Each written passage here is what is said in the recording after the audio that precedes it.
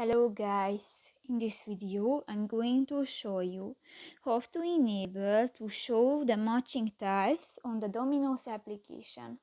But first of all, I just want to mention, please don't forget to subscribe to our channel, because at 100,000 subscribers we are going to show you our YouTube revenue statistics and growth strategy, how to make money online.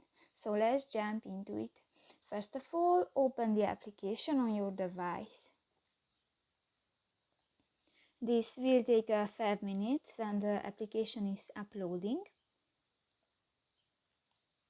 And new, click to the settings icon at the upper right corner of the screen. In the settings section, you can find the fifth option, the show matching tiles. And if you want to display that, just click to the next car icon and done. So that's pretty much it for this video, guys. See you in the next one. Bye bye.